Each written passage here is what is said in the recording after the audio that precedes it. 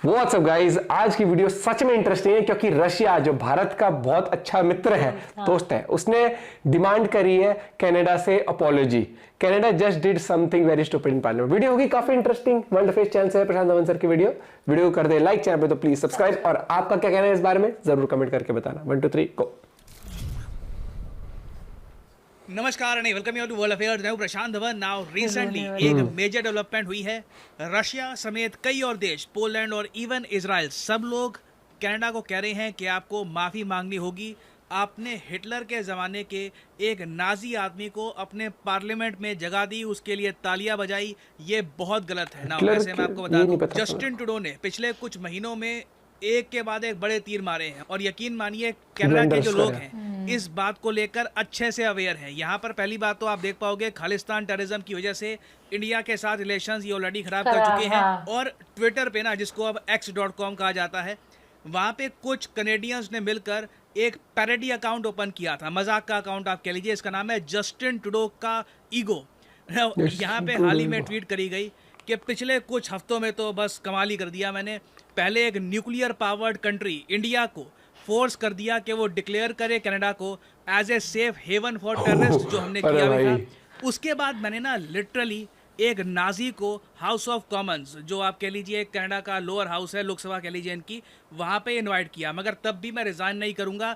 मैं हूँ कनाडा का राजा, जो मर्जी मुझे करना है वो करूँगा। और अगर आप सोच रहे हैं वेट, हिटलर के ज़माने के नाजी को जस्टिन ट्रूडो ने कनाडा के पार्लियामेंट में इनवाइट क्यों किया? वेल, यहाँ पे मैं आपको बता दूं, इनकी कोशिश थी यूक्रेन का समर्थन करने की, मगर सिंस इन्होंने हिस्ट्री कभी पढ़ी नहीं। मेन प्रॉब्लम ट्रूडो की यही है, इनको नॉलेज की कमी है। हिस्ट्री इनको पता नहीं है कि चीज़ों की हिस्ट्री क्या है, कैसे चीज़ें लिंक अप करती हैं। ये बस आज का देखते हैं कि मुझे आज क्या चाहिए, मेरी इमेज के लिए आज क्या ठीक रहेगा, और उसी के अकॉर्डिंग एक्ट करते हैं। और इसीलिए इन्होंने एक वर्ल्ड वॉर 2 के नाजी को बुला दिया और उसके लिए तालियां बजवाई। और ये जो क्लिप है, मैं चाहता हूँ कुछ सेकंड्स की, ये आप मेरे साथ देखें। अब यहाँ पे आप देख पाओगे, ये है कनेडियन पार्लियामेंट, यहाँ पे है यूक्रेन के president Zelensky.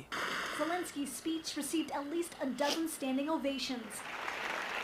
There was also one for this man, a 98-year-old Ukrainian Canadian who fought for Ukrainian independence against the Russians during the Second World War. आपने सुना, ज़ेलेंस्की ने कनाडा के parliament में speech दिया, और उसी दौरान ये आदमी, इसके लिए भी एक बार स्टैंडिंग ओवेशन हुई। नाउ यहाँ पे अगेन आपका क्वेश्चन आएगा, वेट, ज़ेलेंस्की तो यूक्रेन का प्रेसिडेंट है, अचानक से ये कनाडा के लिए पहुँच गया?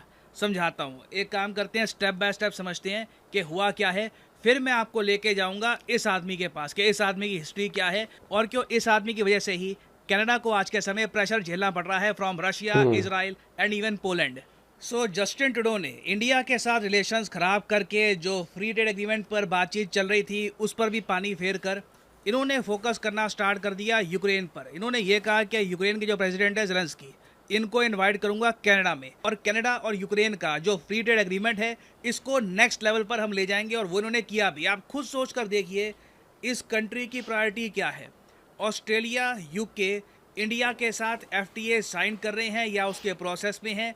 ये कंट्री उल्टा जा रहा है। यूक्रेन जो एक बहुत ज़्यादा डेवस्टेटेड इकोनॉमी है, जिसकी आबादी गिर रही है, not because of low birth rate, क्योंकि लोग वो देश छोड़ के भाग रहे हैं, यूरोप की और जगह में जा रहे हैं, उस कंट्री के साथ इन्होंने फ्री ट्रेड एग्रीमेंट और एलिवेट कर दिया। नाउ ट्रेड के नाम पर कनेडियन गवर्नमेंट को कुछ नहीं मिलने वाला। और इन दी एंड हुआ क्या कि ज़ेलेंस्की के कहने के बाद ना, जस्टिन ट्रूडो ने यह भी अनाउंस कर दिया कि ये $650 मिलियन फ्री ऑफ कॉस्ट ये देंगे यूक्रेन को, हथियार खरीदने के लिए, एड के लिए वगैरह।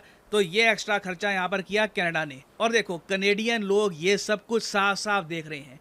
कनाडा में इन्फ्लेशन बहुत ज़्यादा हाई है, हाउसिंग क्राइसिस वहाँ पर इतना है कि जो इनके बड़े शहर है ना, वहाँ पर स्टूडेंट्स, जो यंग लोग हैं, वो एक अपार्टमेंट भी रेंट नहीं कर पा रहे। लोगों की लाइफ बहुत ज़्यादा डिफिकल्ट है। और इसलिए जब जस्टिन ट्रूडो ज़ेलेंस्की के साथ बाहर निकले, ये लोग क्राउड की तरफ वेव कर रहे थे, तो इन्हें अभद्र शब्द सुनाए गए, ज़ेलेंस्की को और ट्रूडो को, दोनों को। क्योंकि कनेडियन लोग साफ साफ देख रहे हैं कि हमारे टैक्स का पैसा आप बस यूक्रेन को दे रहे हो, यूक्रेन से कुछ बेनिफिट हमारे कंट्री को नहीं रहा। कितने billions of dollars US already दे चुका है, ऑस्ट्रेलिया दे चुका है। इनकी वॉर खत्म होने को आ नहीं रही। रशिया कहते हैं हम 10 साल चलाएंगे ऐसे, तो क्या 10 साल तक हमारे बिलियंस मिलियंस डॉलर्स हर कंट्री के ये यूक्रेन के पास जाते रहेंगे? नाउ इस सब के बाद एक इससे भी बड़ा ब्लंडर तब होता है जब जस्टिन ट्रूडो ना रशिया के अगेंस्ट स्टेटमेंट जब दिलवा रहे थे अपने पार्लियामेंट में ज़ेलेंस्की से, बाकी लोगों से, बेसिकली एंटी रशिया बात कर रहे थे, एंटी यूएसएसआर, रशिया को हराना है, हम रशिया को हराएंगे। इस दौरान लिटरली ये हिटलर के ज़माने के एक नाजी आदमी को लेकर आ गए, और मुझे समझ नहीं आता इनके दिमाग में ये बात क्यों नहीं आई कि इस आदमी की हिस्ट्री बहुत ख़राब रही होगी। मैं आपको समझाता हूँ यहाँ पे हुआ क्या। देखो, वर्ल्ड वॉर 2 में आप सबको इतना तो पता होगा कि हिटलर ने एक बड़ा डिसीजन लिया था जब उसने यूएसएसआर को अटैक करने का सोचा। पहले उसने वादा किया था कि वो यूएसएसआर को अटैक नहीं करेगा, मगर अचानक से ऑपरेशन बारबरोसा के अंडर जर्मन सैनिकों ने एक बड़ा आक्रमण कर दिया यूएसएसआर पे। हालांकि वो आक्रमण फेल कर गया क्योंकि सर्दी का टाइम था, बहुत सारी सेना हिटलर की ठंड की वजह से मर गई, बाकी जो सेना थी उसको रशियंस ने हरा दिया। उसके बाद नाजी जर्मनी के पास फौज काफ़ी कम बची थी, फिर अमेरिकन्स ने अटैक किया, यूएसएसआर के जो सोल्जर्स थे वो भी आगे आए, और इवेंचुअली हिटलर हार गया।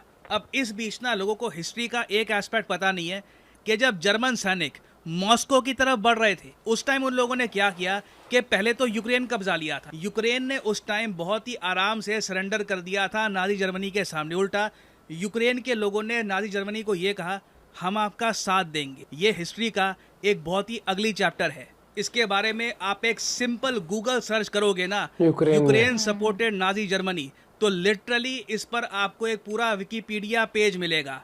यहाँ पे आप देख पाओगे ये यूक्रेन के सीन है। जैसे ही नाजी सोल्जर्स इनके यहाँ आए यूक्रेन में, यूक्रेन के लोगों ने लड़ाई नहीं करी, इन्होंने कहा कि हम आपके साथ खड़े हो जाएंगे, हम मिलकर मॉस्को पे आक्रमण करेंगे। और रशियंस ये बात भूले नहीं है, हिटलर को बहुत ज़्यादा हेल्प करी थी यूक्रेन ने। और ये जो आदमी है ना जिसके लिए तालियां बजाई जा रही है, ये भी उस जमाने का एक यूक्रेनियन है जिसने नाजी जर्मनी के साथ मिलकर यूएसएसआर पे आक्रमण किया था। अब इसके लिए तालियां बजाई जा रही है।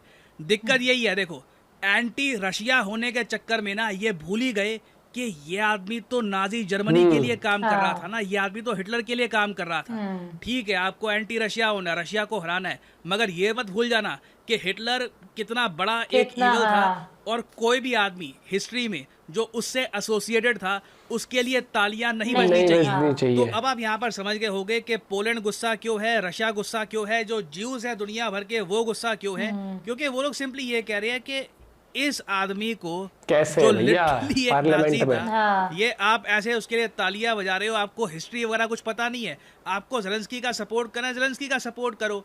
वर्ल्ड वॉर 2 में जाकर जिन लोगों ने यूएसएसआर पे अटैक करने की कोशिश करी थी, अगर मान लो, वैसे मैं आपको बता रहा हूँ, जिसके लिए तालियां बजाई जा रही थी ये वैसे फेल हुआ था क्योंकि अगेन नाजीज हारे थे वर्ल्ड वॉर 2 में, मगर मान लो जिसके लिए तालियां बजाई जा रही थी अगर वो सफल हो जाता, यूक्रेनियंस और जर्मन उस वक्त यूएसएसआर को कब्जा लेते, मॉस्को कैप्चर हो जाता, तब हिटलर को हराना वेस्ट के लिए ऑलमोस्ट इम्पॉसिबल था। और आप अगर मुझसे पूछे, इंडिया को भी इस इशू पर एक शायद स्टेटमेंट देनी चाहिए, क्योंकि अगेन दुनिया भर में नाजी विचारधारा की आलोचना की जाती है। ठीक है, it is the worst ideology in the world. तो इंडिया भी यहाँ पर कह सकता है कि किस आदमी के लिए आपने तालियां बजवा दी। हालांकि जैसे ही कनेडियन गवर्नमेंट को पता लगा कि इनसे एक बहुत बड़ी गलती हो गई है, इन्होंने माफिया मांगी है रशियन से, पोलैंड से, सबसे, कि जिसको भी बुरा लगा हो, गलती हो गई हमसे, हमने आदमी का बैकग्राउंड चेक किया नहीं था, हमें पता था नहीं कि वो किसकी तरफ से लड़ रहा था। बट एक बात तो तय है,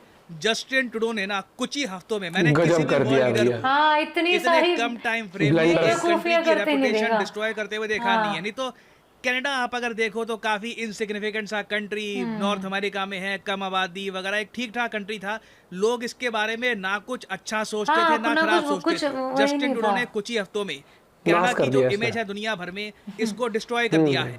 भाई देखो, सबसे पहली बात ये आती है, किसी भी देश का कोई लीडर होता है तो जो उसके वो होते हैं स्टेप्स जो लिए जाते हैं अपनी गवर्नेंस के टाइम पे, वो बहुत मैटर करता है कि आप किससे मिल रहे हो, किस तरह का आपकी इमेज पोर्ट्रे हो रही है। धीरे धीरे ना, जैसे वो अगर तो सिमिलैरिटी भी देखे ना, जैसे वहाँ की पार्लियामेंट में ने पाकिस्तान की उस समय बिन लादेन को शहीद बोला था, है ना, ऐसी ये कोई उनसे नाजी जो है वो उससे कम तो थे ही नहीं, कितना गलत उसमें माना जाता है उन्हें बुला के तालियां इन्होंने भी पार्लियामेंट में। वो धीरे धीरे अपनी ही बेवकूफियों की वजह से आइसोलेट होता जा रहा है, कोई नहीं पूछता। वही मुझे ऐसा लग रहा है धीरे धीरे उसी के उस पे चलता जा रहा है। ये भी उसके भी जो लीडर थे वही ले डूबे से, लीडर ही ले डूब रहा है। गजब भैया, गजब, जिसे कहते हैं ना कि नेक्स्ट लेवल हरकतें करते ना। और यहाँ पर वो बंदा ये सोच रहा होगा, ऐसी सिचुएशन मैं क्यों आगे आ गया, मैं जिसके लिए ताली बजवाई थी। वो भाई सब फिर आवाज के इतने दिन लाइव से मेरी कोई पूछताछ नहीं थी, आज इतने उसमें भाई सच में, मतलब कि अभी तो हाल ही में तो इसने ऐसा कर दिया है कि वो कह रहा है कि क्या करूं मैं, जो भी स्टेप ले रहा हूँ सब गड़बड़ होती जा रही है। और यूक्रेन की इस टाइम पे वो मदद कर रहा है यार, ऑलरेडी बड़ी बड़ी कंपनियां उसको, वो बड़े बड़े देश दे रहे हैं सपोर्ट।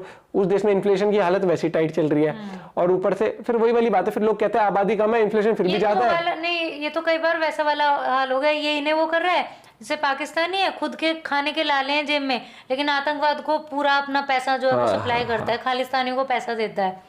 आपका पॉइंट ऑफ व्यू इस बारे में क्या है, बताइए जरूर। मुझे लगा कि ये खालिस्तान से रिलेटेड होगी वीडियो, कि उसके चक्कर में आप बता लगे तो कुछ अलग ही मैटर चल रहा है। मुझे लग रहा है धीरे धीरे और निकल के आएंगी चीजें। मिलते हैं आपसे एक और वीडियो के साथ, बाय बाय, टेक केयर।